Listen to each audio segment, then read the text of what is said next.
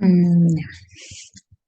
Buenos días, Magíster Sonia Mamani Saldaña y compañeros de la especialidad. Buenos días a todos. Mi nombre es Geraldine Milagros Smith Marcos, estudiante de la segunda especialidad del programa de la segunda especialidad de enfermería en emergencia y desastres. Esta mañana me toca exponer sobre el tema analgésicos no opioides. Vamos a iniciar la exposición hablando un poco de la historia de los analgésicos como manera inductiva. Bueno, como ya se sabe, a lo largo de la historia, los médicos han ido tratando de alguna otra manera aliviar pues el dolor humano.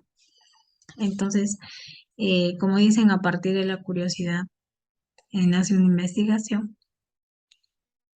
Todo inicia aquí a partir del árbol, ¿no? De las hojas del árbol y posteriormente las hojas de sauce, ¿no? Desde los tiempos de Galeno en el siglo XI hasta Edward Stone en 1763. Bueno, en esos tiempos se empleaba el árbol de sauce, extrayendo sus hojas para convertirlas en polvo, eh, que servía como un principio para aliviar dolores intermitentes y también la fiebre. Ahora, eh, a posterior se llegó en 1827, en plena época de los alcaloides, se extrajo del sauce un principio activo, el cual llamaron la salicina, ¿no? Este fue un gran paso hasta que en 1838 Piria, un investigador reconocido, descubrió el ácido salicílico. Mm, Después, en 1877, Germán Deci eh, demostró la acción terapéutica del salicilato sódico en el dolor de la inflamación de la fiebre reumática. Aquí tenemos una imagen de la fiebre reumática y de los signos, ¿no? 20 años después, más tarde, Felix Hoffmann, que fue en aquellos años pues un químico muy reconocido, tuvo un caso en particular. Su hermano, quien padecía de artritis reumatoidea, no toleraba el salicilato, que hace pocos años había sido descubierto. Entonces, este investigador, Felix Hoffmann, fue en la busca de nuevos derivados sintéticos, ¿no? De lo cual dio como resultado la obtención del ácido acetilsalicílico. Después de tantas investigaciones, logró. Eso fue en aquellos años reconocido y también bautizado por el obispo de aquel año, Aspirín. Entonces, en honor también, como un dato, ¿no? En honor al obispo de aquel año se le bautiza a al ácido acetilsalicílico como aspirina.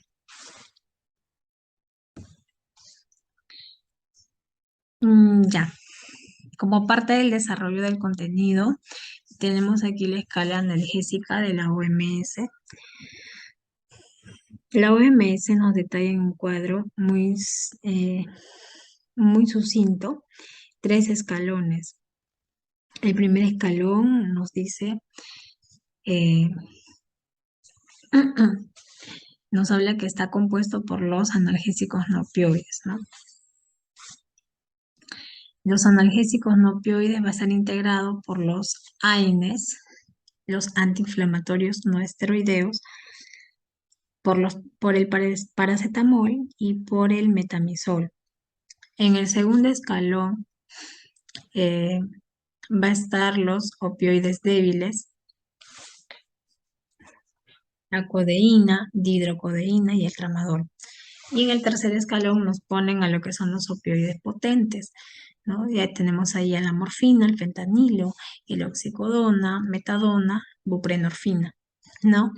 En el segundo, tanto el segundo como el tercer escalón nos mencionan que podemos hacer uso de los fármacos del primer escalón, pero solo en determinadas situaciones, ¿no? Entonces aquí podemos ver, pues, ¿no? Que según lo visto, es un escalón que va de menor intensidad a mayor intensidad de analgésicos. Eh, Analgésicos no opioides. Como vimos en el anterior, en el escalón 1, eh, los analgésicos no opioides integran los AINES, paracetamol y metamizol. Vamos a empezar hablando de los AINES. Los AINES van a ser, pues, son fármacos antiinflamatorios, ¿no? Y no solo antiinflamatorios, sino también analgésicos, antipiréticos y también antiplaquetarios. Entonces, se dice que van a constituir un grupo heterogéneo de compuestos, ¿no? Con frecuencia no relacionados químicamente, pero a pesar de ellos comparten ciertas acciones terapéuticas y efectos colaterales, que va a ser muy importante precisar. Eh, Acciones farmacológicas generales de los antiinflamatorios no esteroideos. Bueno, todos los AINES van a tener que cumplir 4 requisitos para ser mencionados como AINES. El primero es que esos fármacos tienen que ser analgésicos de intensidad moderada. 2, tienen que ser antipiréticos. 3, tienen que ser antiinflamatorios. Y 4, tienen que ser antiagregantes plaquetarios. Ya, vamos a ver lo que es un mecanismo de acción y su repercusión en la clínica, ¿no? Bueno, mecanismo de acción de los AINES. Aquí tenemos una imagen bastante sucinta, lo que es, todo empieza en realidad a partir del ácido araquidónico, ¿no? Del cual se van a formar dos enzimas, una constitutiva, que es propiamente el organismo que está presente, y otra que es inducible, ¿no? La enzima constitutiva se va a llamar la COX-1 o, mejor dicho, ciclooxigenasa 1, y la ciclooxigenasa 2, COX-2, es el inducible. Entonces los AINES van a actuar a nivel ya sea de una o de la otra, causando efectos colaterales, ¿no? Y también disminuyendo ciertas capacidades protectoras en ambas. Ya, en este cuadro vamos a ver de manera detallada de dónde inicia. Inicia desde la membrana de la célula, ¿no? En la membrana, pues nosotros tenemos fosfolípidos. Estos fosfolípidos, por acción de la fosfolipasa A2, se va a convertir en ácido araquidónico. El ácido araquidónico, por reacciones químicas, va a liberar una enzima llamada la ciclooxigenasa 1 o COX-1, la enzima constitutiva. La enzima constitutiva va a tener, va a ser responsable de la secreción de tromboxanos A2, ¿no? Y esos tromboxanos van a ser responsables del aumento de la agregación plaquetaria y también del aumento de la vasoconstricción. Ahora, también va a secretar prostaglandinas. Las prostaglandinas van a aumentar la vasodilatación y también el tono uterino. Ahora, eh, como ya había mencionado, no solo la COX-1 existe a este nivel, sino también otra enzima llamada la COX-2, que es la inducida. Inducida se dice porque esta enzima va a ser eh, inducida por efectos externos, ¿no? Lo cual va a generar dolor y fiebre. Entonces, estas dos enzimas se dice que participan en el equilibrio de la homeostasis por el siguiente punto, que la COX-2 también va a ser responsable de secretar, en este caso, prostaciclinas. Estas prostaciclinas van a ser mediadoras para generar disminución de la agregación plaquetaria y también la vasodilatación en su aumento, ¿no? Entonces, ¿qué va a pasar? Cuando una persona consume AINES, ¿no? Los fármacos AINES, aquí los tenemos, esos van a actuar a nivel ya sea de la COX-1 o la COX-2. Si a nivel de la COX-1 se dice que son las no selectivas y a nivel de la COX-2 son las selectivas. Aquí tenemos al COSIP, que es una de las clasificaciones de los AINES, ¿no? Tipo de AINES. Ahora, eh, se dice que el AINE, ya sea a nivel de la COX-1 o COX-2, va a generar efectos adversos. Una, un efecto adverso bastante mencionado en las últimas investigaciones actuales son que la COX-1 y la COX-2 se equilibran para generar homeostasis en el organismo, pero al verse la COX-2 amenazada o alterada por el AINES, va a suceder que el AINES, al inhibir a la COX-2 con el COSIP, que es de última generación, más específico, va a hacer que las prostaciclinas ya no disminuyan la agregación plaquetaria. Y si bien recordamos, el COX-1 tenía que ver con el aumento de la agregación plaquetaria. Entonces, la COX-1 aumentaba, la COX-2 disminuía agregación plaquetaria. Al inhibir la COX-2, lo que hace el AINE es generar mayor agregación plaquetaria porque se pierde el equilibrio, ¿no? Entonces, ¿qué va a generar? Va a generar eh, la presencia de trombosis o eventos vasculares, ¿no? Y se pierde la homeostasia. Ese es un ejemplo que es un dato que más adelante lo vamos a discutir en lo que son las investigaciones. Pasamos a lo que es clasificación de los AINES según su estructura química. Ya, aquí en este cuadro tenemos resumido lo que son las clasificaciones de los AINES. Llamamos esto, los cuatro primeros son no selectivos y los cuatro últimos selectivos. Los selectivos, y entre estos están, los selectivos son los que actúan a nivel de la COX-2, pero los de última generación son el selecosib y el etoricosib, ¿no?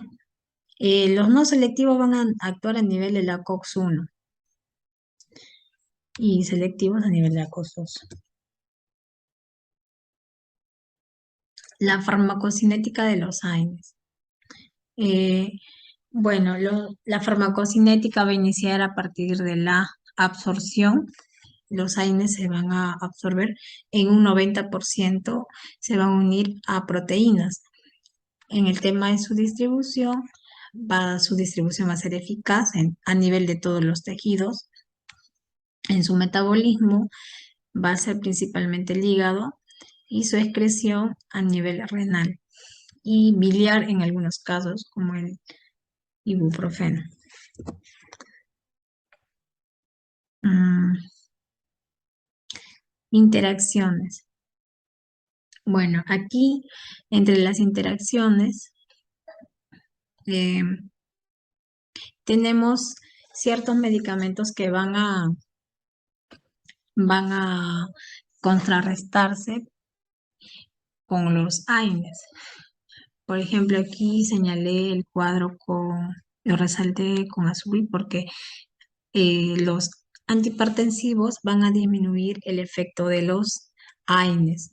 En este caso, habría que hacer bastante hincapié porque eh, en una sala de emergencia, para lo cual nos estamos preparando, generalmente vienen pacientes con presiones elevadas.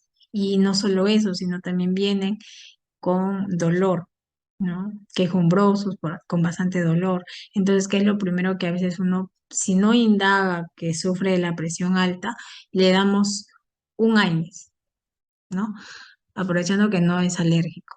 Entonces, le damos y en efecto estaríamos que eh, disminuyendo el efecto en realidad, ¿no? De los antihipertensivos.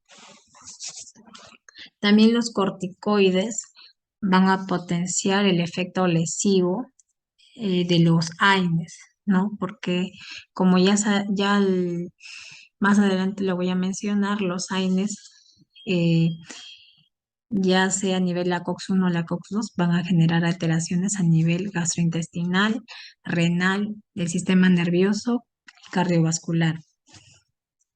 Ahora, también los medicamentos eh, eh, IECA van a inhibir también a estos fármacos, ¿no? Y los ARA2 también.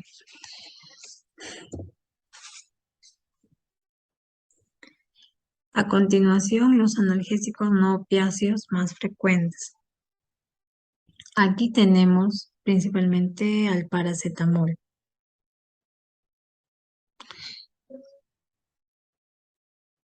El paracetamol tiene su presentación. También viene en frasco para vía endovenosa, en un frasco de 1 gramo en cada 100 ml. También viene para vía oral en tabletas o cápsulas de 500 miligramos. Y viene también en jarabe en gotas. Indicaciones. Bueno, el paracetamol es indicado como antipirético, tratamiento para el dolor leve o moderado, ¿no? Pero no es AINE porque no va a actuar a nivel para solucionar temas inflamatorios.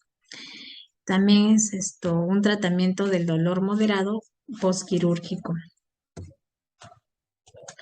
Mecanismo de acción. Bueno, el paracetamol es un derivado del paraminofenol con actividad analgésica y antipirética solamente, ¿no? Y va a inhibir a lo que es la COX-2 a nivel del sistema nervioso central, ¿no? Y principalmente como antipirético va a actuar sobre el hipotálamo, que es el centro termorregulador, ¿no? Inhibiendo también la síntesis de prostaglandinas. En su farmacología vamos a tener que la absorción va a ser vía oral, ¿no? Bueno, por vía oral es rápida, con una biodisponibilidad del 75 al 85%, ¿no? Y va a presentar un importante efecto de primer paso a partir de los 2 gramos, ¿no? Y este efecto de primer paso se da en el hígado. Reacciones adversas e intoxicación. Bueno, entre las principales, mencioné a varias. Están a nivel dermatológico un exantema, endocrinológico una disminución de bicarbonato, calcio, sodio séricos. A nivel nefrológico está la nefrotoxicidad, necrosis tubular renal. Entre hematológicos está anemia, leucopenia, neutropenia, pancitopenia. Entre los gastroenterológicos están las náuseas, vómitos, diarrea, dolor abdominal, elevación de la fosfatasa alcalina, transaminasas o bilirrubina, ¿no? Y otros como hipersensibilidad, hipercloremia, hiperuricemia, hiperglucemia, ¿no? Todas estas reacciones adversas e intoxicación se va a dar siempre cuando eh, se consuma excesivamente el medicamento, ¿no? En dosis altas, ¿no? Y fuera de horario, en horarios alterados. Contraindicaciones. Bueno, el paracetamol va a estar contraindicado pues en pacientes o usuarios que sean hipersensibles, ¿no? Al paracetamol. También se debe evitar la formulación intravenosa en pacientes con insuficiencia hepática grave, teniendo en cuenta que puede causar esta reacción, ¿no? Y empeorarla. Cuidados de enfermería. Para el paracetamol vamos a tener en cuenta administrar la dosis indicada según el peso del paciente y más si es un niño o niña, ¿no? Porque la dosis tiene que ser exacta, ¿no? En caso de niñas o niños, las dosis pues pueden ser con jeringa o también en gotero, ¿no? En gotero es para los lactantes y en jeringa ya pues para los niños, ¿no? Siguiente medicamento tenemos al metamizol, que no es un AINES. Presentación. Metamizol va a venir en ampollas de 1 gramo en cada 12 ml. También hay en comprimidos que les llaman antalgina también, aunque ya han sido retirados del mercado en muchos países. De 500 miligramos viene. ¿Ya? También viene en suspensión de 50 a 80 miligramos por ml. Y también vienen gotas de 500 miligramos por ml. Indicaciones. Bueno, el metamizol va a estar indicado para pacientes con dolor agudo, postoperatorio o postraumático, ¿no? En caso de dolor tipo cólico y dolor de origen tumoral, fiebres altas también, ya y que no respondan a otros antitérmicos. Por ejemplo, si el paracetamol no calma una fiebre, se puede usar como siguiente medicamento el metamizol, pero siempre controlando los signos vitales. Mecanismo de acción. Bueno, el mecanismo de acción del metamizol principalmente es un inhibidor no selectivo de la ciclooxigenasa 1. Eh, es una pirazolona analgésica no acídica, ¿no? No narcótica, no es opioide, con efectos analgésicos, antipiréticos y espasmolíticos, ¿no? El cual va a inhibir la síntesis netamente de las prostaglandinas, ¿no? Con menor inhibición de la agregación plaquetaria y gastrolesividad.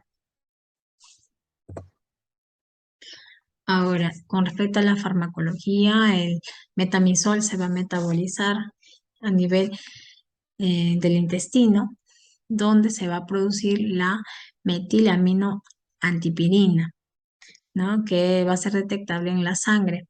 Y su concentración máxima se va a alcanzar entre los 30 minutos a 120 minutos, ¿no? Y esto tiene su vida media de eliminación de 7 a 9 horas. Y la acción analgésica también se dice que se da principalmente por los metabolitos de la metilamino antipirina, ¿no? Y mediante la inhibición de la síntesis de prostaglandinas. También se va a eliminar por vía renal. Reacciones adversas del metamizol. Aquí mencionamos a las tres principales, agranulocitosis. Bueno, acá tenemos una imagen, ¿no? Granulocitosis se va a decir pues a toda la destrucción ya sea de glóbulos blancos, glóbulos rojos, plaquetas, ¿no? En este caso glóbulos blancos. En la imagen se ven los glóbulos blancos que han sido destruidos a causa del metamizol, ¿no? Por esta causa, esta reacción adversa, es porque es la causa principal por la que se dejó de distribuir, se le sacó del mercado en más de 40 países al metamizol y se decía que había un caso de cada 1.700, ¿no? Ahora, otra reacción adversa al metamizol es el descenso abrupto de la presión arterial. Aquí tenemos una imagen, ¿no? Siempre hay que controlar, pues, ¿no? La presión arterial antes de administrar el metamizol por esta principal reacción. Y más si es por vía intravenosa, la administración tiene que ser en un goteo lento. Otra reacción adversa son las erupciones cutáneas y reacciones alérgicas leves, ¿no? Aquí tenemos, por ejemplo, un rash en la espalda de este joven, tiene ciertas erupciones cutáneas, como una alergia, un sarpullido, ¿no? Eri- eh, rojizo, eritematoso que está en su espalda, ¿no? Llamado comúnmente un rash por una alergia leve. Cuidados de enfermería. Bueno, como ya lo dije, ya lo mencioné en la anterior diapositiva, siempre que se administre metamizol hay que estar controlando la presión arterial, ya sea antes o después de su administración, ¿no? Ya que la presión arterial sistólica eh, suele ser la más afectada, ¿no? Siempre hay que estar valorando que no esté por debajo de los 100 y en pacientes también inestables hay que estar chequeándolos, ¿no? En especial en pacientes que hayan sufrido algún infarto de miocardio o lesiones múltiples y shock incipiente. Diclofenaco sódico. Ya. La presentación de este medicamento eh, va a ser en ampolla de 75 miligramos por cada 3 mililitros. Y también vienen en tabletas de 5 miligramos. Ujú. Perdón, 75 miligramos. Indicaciones. Eh, bueno, está indicado para procesos osteoarticulares como la artritis reumatoide, lumbalgias, poliartritis y etcétera, ¿no? Generalmente para este tipo de patologías. En su farmacología vamos a tener que el diclofenaco sódico va a alcanzar niveles plasmáticos máximos a las 2 horas de ser administrado, ya sea por vía intramuscular o vía oral.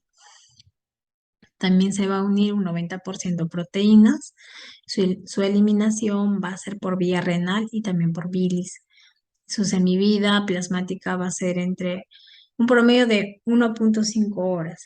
Llega hasta las 2 horas máximo.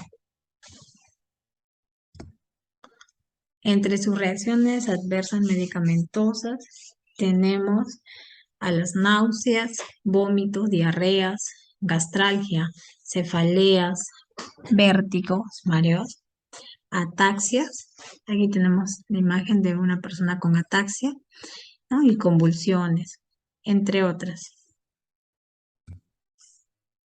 Las contraindicaciones para este medicamento son en pacientes con colitis ulcerosa, asma bronquial, disfunción renal moderada o severa, alteración hepática severa, también contraindicado en desórdenes de la coagulación que se hayan recibiendo tratamiento con anticoagulantes también. Entonces, eh, los cuidados de enfermería van a ser, primero siempre preguntar al paciente sobre alguna reacción alérgica al medicamento, ¿no? Para evitar un rash, ¿no? O algún shock anafiláctico. El uso de fármacos antiinflamatorios no esteroideos también se van a evitar en pacientes con insuficiencia renal, ¿no? Y en esos casos conviene adoptar precauciones, ¿no? U otros fármacos, también reemplazar por otros fármacos que no sean tan lesivos para el paciente. Ketorolaco. Eh, este medicamento viene en presentación vía oral en comprimidos de 10 miligramos, como lo vemos aquí en la imagen de abajo, y también para vía parenteral en ampollas de 30 miligramos, aquí está, por cada ml. Y también viene en solución oftálmica al 0.5%. Indicaciones. El tratamiento con ketorolaco va a ser a corto plazo del dolor, ¿no? Ya sea un dolor leve a moderado en el posoperatorio. También va a ser indicado para traumatismos musculoesqueléticos, dolores de cabeza, incluso hasta migrañas. Farmacología. El ketorolaco va a inhibir la actividad de la ciclooxigenasa y por tanto la síntesis de prostaglandinas. A dosis su efecto también va a ser antiinflamatorio, pero se dice que es el AINE antiinflamatorio menor que otros AINES, ¿no? Su absorción del ketorolaco va a ser rápida y completa, 100%. Las concentraciones plasmáticas máximas se van a alcanzar entre los 30 minutos después de su administración oral, de 30 a 40 minutos. Y por otro lado, las concentraciones plasmáticas máximas, si es por vía intramuscular, se van a alcanzar entre 40 a 50 minutos aproximadamente también. El volumen de distribución del ketorolaco va a ser bajo, ya que más del 97% se va a ligar a proteínas plasmáticas. Entre sus reacciones adversas medicamentosas tenemos ya sean gastrointestinales como a nivel del sistema nervioso central, ¿no? Entre las gastrointestinales tenemos al estreñimiento, a la diarrea, dispepsia, dolor gastrointestinal, náuseas. Y en el sistema nervioso tenemos lo que son los vértigos, cefaleas, insomnio, excitabilidad y somnolencia.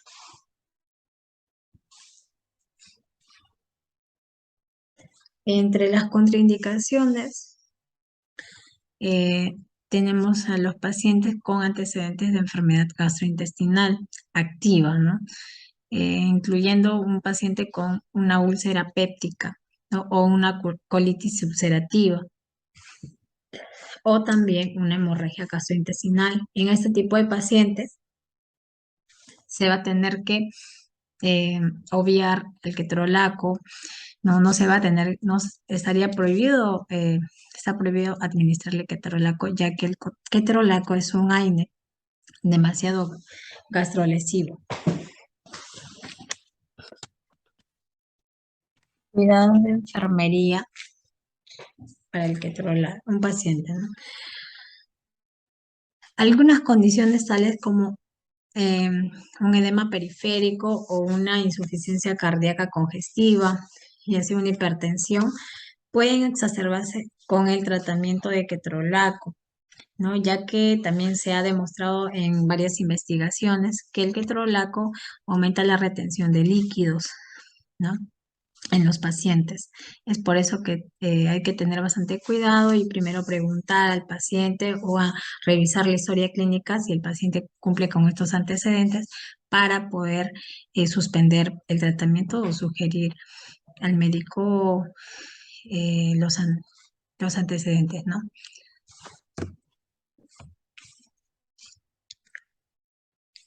Ibuprofeno. Ibuprofeno es un medicamento, AINES también, que viene en presentación vía oral en tabletas de 400 miligramos y en suspensión oral jarabe de 100 miligramos en cada 5 ml, ¿no? Aquí tenemos la presentación en tableta a la mano derecha. Indicaciones. El ibuprofeno está indicado para pacientes diagnosticados con artritis reumatoide, poliartritis, gota, osteoartritis, coxartrosis, gonartrosis, ¿no? Síndrome de Batter, disminorreas, también está acá indicado. También indicado para dolores de parto y contusiones de tejidos blandos, entre otros, ¿no? Aquí en la imagen pues tenemos una imagen de artritis reumatoidea, ¿no? Una persona con artritis en los dedos de la mano, con bastante dolor. También es indicado para pacientes con gota. Tenemos un pie, ¿no? Está diagnosticado con gota. Farmacología del ibuprofeno. El ibuprofeno va a inhibir a la ciclooxigenasa 2. También tiene que ver con la absorción. Su absorción se va a ver en el tracto gastrointestinal, llegando a niveles plasmáticos máximos en 1 a 2 horas. Se va a unir a proteínas en un 99% y su volumen de distribución es de 0,1 a 0,15 unidades por kilogramo. Su vida media va a ser máximo 2 horas y también es importante señalar que pasa la barrera placentaria, ¿no? Y llega al líquido sinovial. Y por último, su excreción va a ser por vía renal. Reacciones adversas. El ibuprofeno, entre sus reacciones adversas, va a tener, se menciona la alopecia. La alopecia, insuficiencia renal propiamente de los Alzheimer, como ya se mencionó, tienen efectos sobre a nivel del sistema renal. Trastornos hematológicos tenemos como agranulocitosis, leucopenia o anemia hemolítica, ¿no? El síndrome meningioaséptico también. Entre las alteraciones de la visión está el escotoma, visión borrosa, modificación en la percepción de colores también, y rara vez se han producido disminución de agudeza visual y cambios en la visión. Eh, Ocurre un ligero aumento en el tiempo de hemorragia. Mm, Trastornos gastrointestinales. Entre esos trastornos gastrointestinales tenemos a la diarrea, la constipación. También se han comunicado úlceras gastrointestinales y retención de líquidos, ¿no? Y también puede causar ocasionalmente disfunción renal. Ahora, entre los cuidados de enfermería está indicado siempre aplicando los 5 correctos, los principales, administración de la dosis correcta al paciente, ¿no? Agitar el frasco antes de administrar, ¿no? Siempre es importante porque el medicamento se sedimenta y lo que queda por debajo es la concentración, entonces siempre hay que agitarlo para poder homogeneizar la solución, el jarabe. Y por último, administrar el fármaco, no administrar el fármaco si el paciente padece alguna enfermedad hepática o también renal. Siempre preguntar al paciente, ¿no? Entrevistarlo adecuadamente eh, y no escapar ese dato si sufriera alguna enfermedad hepática o renal para suspender su administración. Mm, Aporte científico. Ya. Entre el aporte científico, encontré una un artículo científico con ese siguiente nombre: antiinflamatorios no esteroideos, ¿no? Seguridad gastrointestinal, cardiovascular y renal. Del año 2015 en Lima, Perú.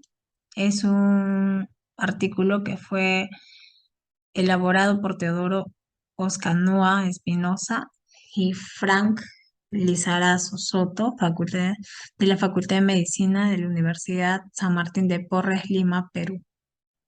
¿Mm? Eh, bueno,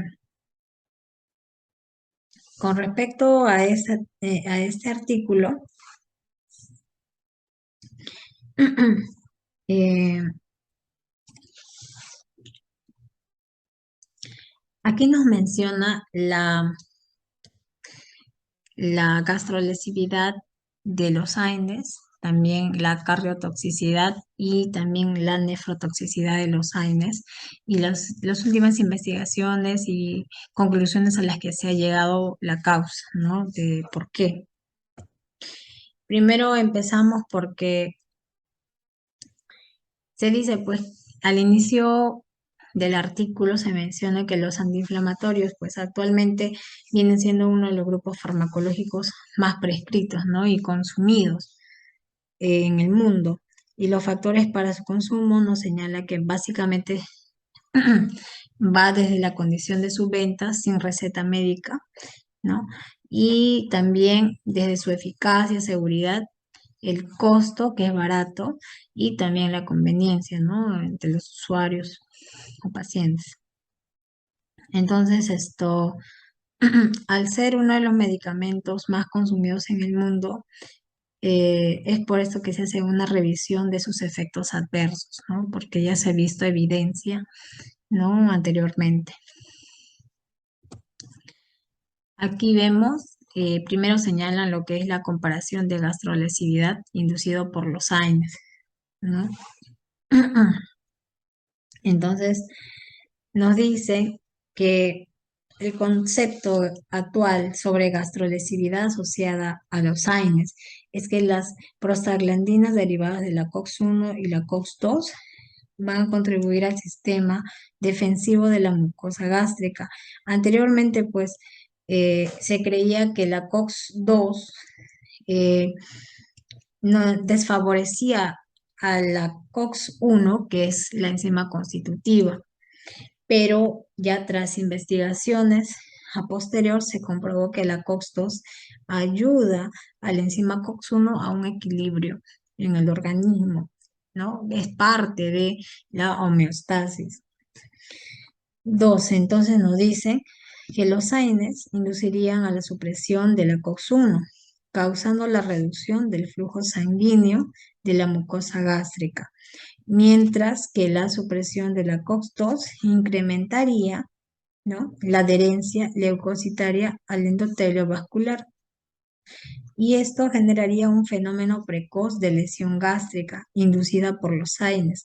Y en especial nos dice esto porque los AINES de última generación, que son los inhibidores de la COX-2, llamados los COSIP, muchos de los COSIP han sido retirados del mercado por este tema de gastrolesividad, porque eh, em, contribuyen a la lesión gástrica, a que se formen úlceras, debido a, como ya lo mencioné, ¿no?, a la reducción del flujo sanguíneo de la mucosa gástrica. Y actualmente los únicos que están en el mercado son el COSIP y el heterococit. Entonces, también en esta investigación nos señala que se logró descubrir que la COX-2 interviene en el proceso de cicatrización de la úlcera gástrica, ¿no? Y que la expresión de la COX-2 es muy baja en el estómago normal, ¿no? Sin embargo, en los márgenes de una úlcera, su expresión es muy fuerte. Entonces ahí es donde predomina la COX-2, precisamente el lugar donde la proliferación epitelial tiene lugar para reparar el daño. Entonces, por lo tanto, no es sorprendente que no solamente los AINES clásicos, sino también los COSIP tardan el proceso de cicatrización de una úlcera. Y para esto, en el año 2010, Elvira Mazo, del Centro Español de Investigación, publicó un estudio sistemático sobre la variabilidad de los diferentes AINES, sobre riesgo también, sobre el riesgo de la hemorragia digestiva alta. Y para esto, y fue de manera específica mencionando al ketorolaco y el peroxicam como los más gastrolesivos, ¿no? Y el ketorolaco se recomendó usar en cuadros agudos de dolor, solo en cuadros agudos y por un tiempo corto, ¿no? Y con respecto al segundo, que es el peroxicam, desde el 2007, el, ha sido, ha emitido una alerta haciendo hincapié sobre su gastrolesividad, ¿no? Es mucho más que el ketorolaco, si se usará a largo plazo. Y se restringió su uso también. Y bueno, lo que menciono después es que el ibuprofeno sigue siendo el AINES de mejor elección, ¿no? Y al igual que el naproxeno, porque tienen menor nivel de gastrolesividad, mucho menor. El siguiente estudio es, allá nos menciona también sobre el mecanismo de cardiotoxicidad inducida por AINES.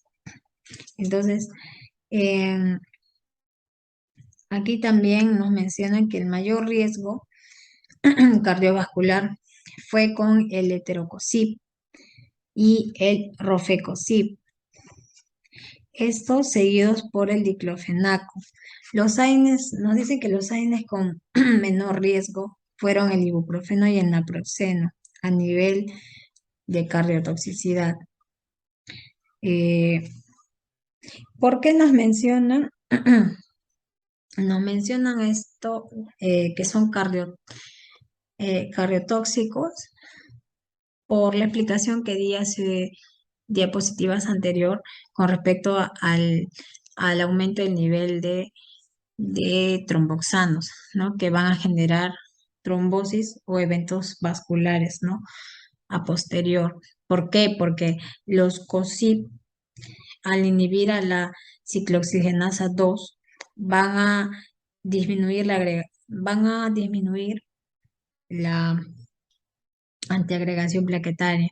Entonces, como, como el COX-1 va a seguir esto sin alterarse, entonces la agregación plaquetaria aumentaría, ¿no? Entonces también el riesgo de trombosis. Es por eso que eh, consideran en este artículo que los COSIP son netamente cardiotóxicos por este riesgo de trombosis, ¿no? O algunos efectos adversos a nivel vascular.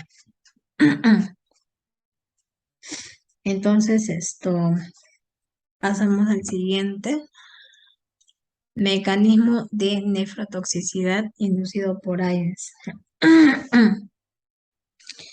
Bueno, es posible también deducir que la inhibición de la COX-1 podría disminuir la perfusión renal total y redistribuir el flujo renal a la corteza.